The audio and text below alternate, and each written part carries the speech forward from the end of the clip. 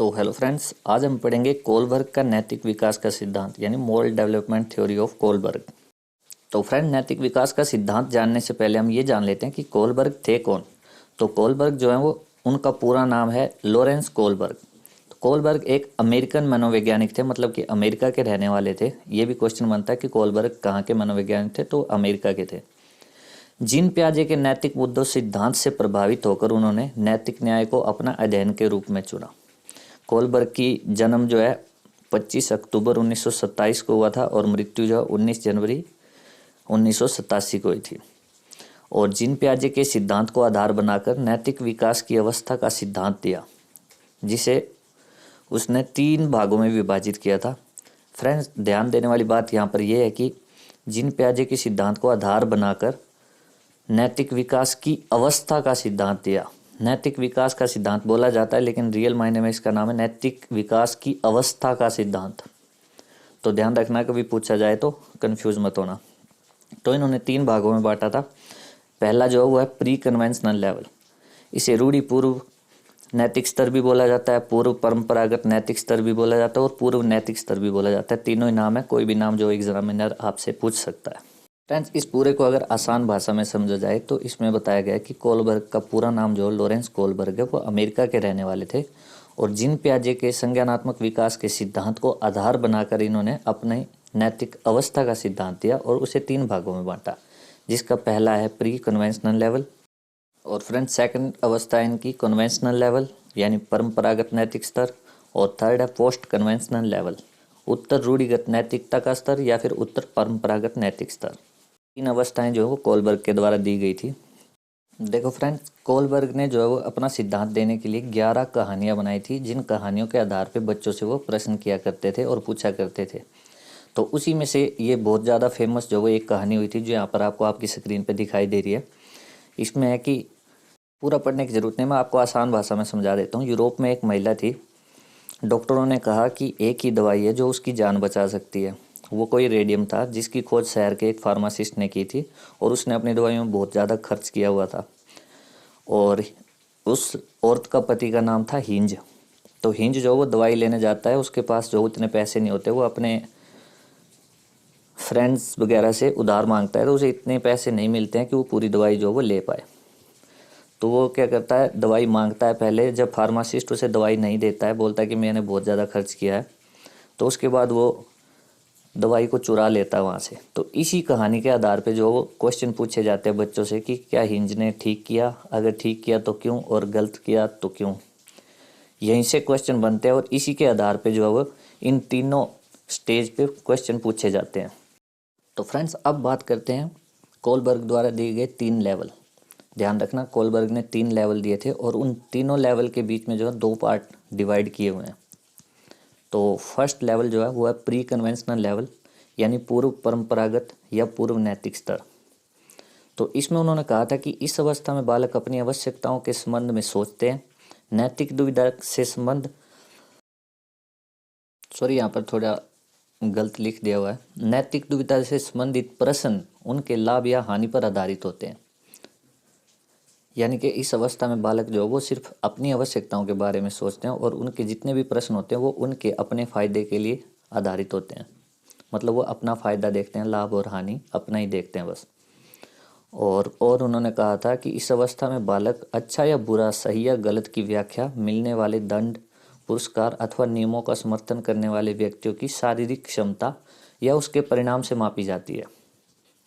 नहीं, आसान भाषा में समझा जाए अगर इस पार्ट को, तो कोलबर्ग जी कहते हैं कि इसमें बालक जो है वो अपना अच्छा या बुरा, गलत या फिर वो दंड और पुरस्कार, मतलब कि या तो वो दंड से बचने के लिए करेंगे या फिर पुरस्कार पाने के लिए करेंगे।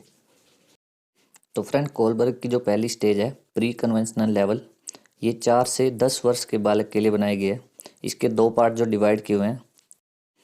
तो इसमें पहला पार्ट है पुनिशमेंट एंड ओबीडियंस ओरिएंटेशन और दूसरा है self interest and reward orientation. तो फ्रेंड, जो पहला पार्ट है उसे हिंदी में बोलते हैं दंड तथा आज्ञा पालन अभिमुखता या अभिविन्यास। तो इसमें क्या होता है, बालकों के मन में आज्ञा पालन का भाव दंड पर आधारित होता है। इस अवस्था में बालकों में नैतिकता का ज्ञान होता है। बालक स्वयं को परेशानियों से बचाना चाहता है।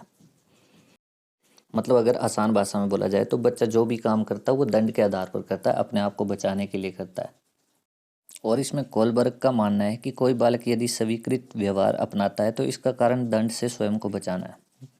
यानी कोलबर्ग का मानना है कि अगर कोई छोटा बच्चा जो है वो घर में अच्छा व्यवहार अपनाता है तो इसका कारण दंड से स्वयं को बचाना है, ऐसा कोलबर्ग जी कहते हैं। और इसका दूसरा चरण है self interest and reward orientation. इसका मतलब है आत्म अभिरुचि तथा प्रतिफल अभिमुखता। फ्रेंड्स, इसमें जो आत्म अभिरुचि शब्द है इसका अर्थ होता है बच्चे की अपनी स्वयं की रुचि, जो बच्चे की खुद की रुचि होती है उसका। तथा प्रतिफल जो है, फल ये वो वाला फल नहीं है जो खाने वाला होता है, ये वो फल होता है जिसके लिए मैं आप हम सब मेहनत करते हैं, मतलब मेहनत का फल जो होता है बच्चा जिसके लिए मेहनत करता है। तो इस अवस्था में उन्होंने कहा कि इस अवस्था में बालकों का व्यवहार खुलकर सामने नहीं आता है, वो अपनी रुचि को प्राथमिकता देते हैं और पुरस्कार पाने के लिए नियमों का पालन करते हैं। यानी कि बालकों का व्यवहार खुलकर सामने इसलिए नहीं आता क्योंकि वो अपनी रुचि के अनुसार कार्य करते हैं और पुरस्कार पाने के लिए ही नियमों का पालन करते हैं सिर्फ। तो कोलबर्ग द्वारा जो प्री कन्वेंशनल लेवल दिया गया है उसमें सिर्फ इतनी ही बात है। होप सो आप सभी को समझ आई। तो फ्रेंड, अब बात करते हैं नेक्स्ट लेवल की। जो सेकंड लेवल है कोलबर्ग के नैतिक विकास के सिद्धांत के अनुसार वो है कन्वेंशनल लेवल, यानी परंपरागत नैतिक स्तर। तो इसमें कोलबर्ग जी कहते हैं कि कोई बालक दूसरे व्यक्ति के नैतिक मानकों को अपने व्यवहार में समाहित करता है तथा उस मानक के सही एवं गलत पक्ष पर चिंतन के माध्यम से निर्णय लेता है। यानी अगर इसे आसान भाषा में समझा जाए तो जो बालक है वो दूसरे व्यक्तियों के बनाए नैतिक व्यवहार, मतलब कि जो भी नैतिक मूल्य दूसरे व्यक्तियों द्वारा बनाए गए हैं उन्हें अपने अंदर समा लेता है और उसी के आधार पर अपना सही और गलत का निर्णय जो है वो सोच के माध्यम से करता है। और इस स्तर पर ही बालक जो है वो अपनी आवश्यकता के साथ दूसरों की आवश्यकता का भी ध्यान रखता है। तो ये लेवल जो वो 10 साल से 13 साल के बच्चों के लिए बनाया गया है कोलबर्ग के द्वारा। इसमें भी 2 पार्ट हैं, तो वो कौन कौन से हैं उनके बारे में जानते हैं। इसमें जो पहला चरण है उसका नाम है लॉ एंड ऑर्डर ओरिएंटेशन, यानी कि अधिकार संरक्षण अभिमुखता। फ्रेंड, ये जो अभिमुखता शब्द है इसको अभिविन्यास भी बोला जाता है। मैं बार बार बता रहा हूँ, कहीं भी अभिविन्यास भी लिखा हो सकता है और अभिमुखता भी हो सकता है, तो ध्यान रखना। इसमें कोलबर्ग ने बताया है कि इस अवस्था में बच्चे नियम एवं व्यवस्था के प्रति जागरूक होते हैं तथा वे नियम एवं व्यवस्था के अनुपालन के प्रति जवाबदेह होते हैं। फ्रेंड, इसमें कोलबर्ग कह रहे हैं कि इस अवस्था में बच्चे नियम और व्यवस्था के प्रति जो वो एक्टिव रहते हैं, मतलब कि उनको नियम और व्यवस्था के बारे में पूरी जानकारी रहती है और वे नियम और व्यवस्था के प्रति जवाबदेह रहते हैं। यानी अगर वो कोई कार्य करते हैं, उनसे पूछा जाए कि ये कार्य आपने क्यों किया है, तो वो जवाब दे सकते हैं, यानी कि बता सकते हैं कि हमने ये कार्य जो इस काम के लिए किया है। जो इसका दूसरा चरण है वो है गुड बॉय और गुड गर्ल, यानी अच्छा लड़का या अच्छी लड़की। तो इसमें जो होता है इस अवस्था में बच्चे एक दूसरे का सम्मान करने की भावना होती है तथा दूसरों से भी सम्मान पाने की इच्छा रखते हैं। इस अवस्था में कोलबर्ग के अनुसार बच्चे जो हैं वो give respect and then take respect वाली भावना पे कायम रहते हैं। अगर आप दूसरों का सम्मान करोगे तो आपको भी सम्मान मिलेगा।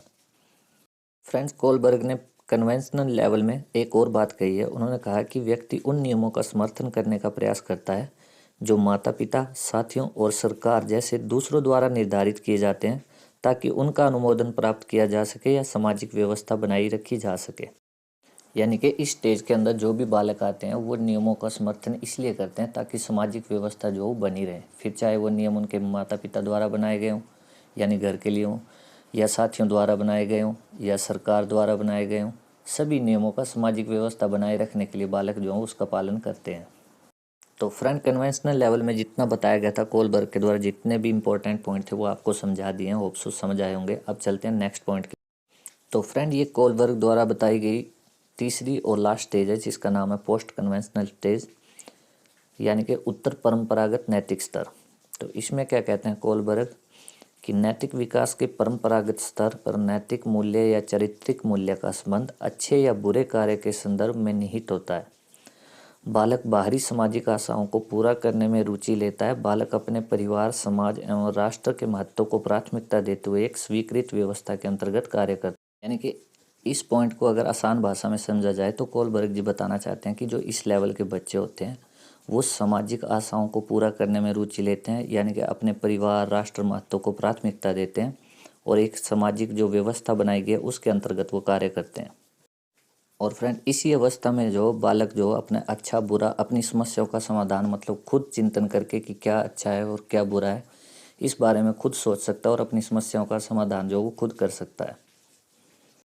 तो फ्रेंड्स, कोलबर्ग के अनुसार ये लेवल जो है पोस्ट कन्वेंशनल लेवल यानी उत्तर परंपरागत नैतिक स्तर 13 वर्ष से ऊपर की आयु के बालकों के लिए है। इसके भी उन्होंने 2 चरण बताए हैं। जो पहला है सोशल कॉन्ट्रैक्ट ओरिएंटेशन यानी सामाजिक अनुबंधन अभिमुखता। यानी कि इस चरण में कोलबर्ग जी बताते हैं कि बालक जो होते हैं इस स्टेज के, उन्हें जो सही लगता है वो वही करते हैं, चाहे उसके लिए उन्हें नियमों का उल्लंघन क्यों ना करना पड़े। उदाहरण के लिए यदि एक व्यक्ति अपने बच्चे की जान बचाने के लिए दवा की चोरी करता है तो वो वहाँ पर ये देखते हैं कि दवाई जो वो ज़्यादा ज़रूरी थी नियम से। और यहाँ पर दूसरा चरण जो उनके द्वारा बताया गया है वो है यूनिवर्सल एथिकल प्रिंसिपल ओरिएंटेशन यानी सार्वभौमिक नैतिक सिद्धांत अभिमुखता। अवस्था में कोलबर्ग ने बताया है कि अंतःकरण की ओर अग्रसर हो जाते हैं बच्चे। अब बच्चे का आचरण दूसरे की प्रतिक्रियाओं का विचार किए बिना उसके आंतरिक आदर्शों के द्वारा होता है। यानी कि अगर आसान भाषा में समझा जाए तो बच्चे जो हों वो खुद सोच विचार करते हैं, दूसरों की बातों में ना आकर वो खुद देखते हैं कि क्या उनके लिए सही है या समाज के लिए सही है और क्या गलत है। तो वो अपने आंतरिक आदर्शों के द्वारा ही सब कुछ करते हैं। तो फ्रेंड्स, ये आपकी 3rd लेवल थी, पोस्ट कन्वेंशनल लेवल यानी उत्तर परंपरागत नैतिक स्तर, जो कोलबर्ग के द्वारा दी गई थी। तीनों स्टेज जो वो आपको बहुत ही अच्छे से समझाई है। होप सो आप सभी को अच्छी लगी होंगी और अच्छे से समझ भी आया होगा। तो जिसको भी अच्छे से समझ आया है या जिसको भी वीडियो जो पसंद आई है, कमेंट करके ज़रूर बताना और चैनल को लाइक और सब्सक्राइब कर लेना बाकी की थ्योरीज़ के लिए। तो चलिए फ्रेंड्स, आज के लिए इतना ही। मिलते हैं नेक्स्ट थ्योरी में नेक्स्ट सिद्धांत के साथ।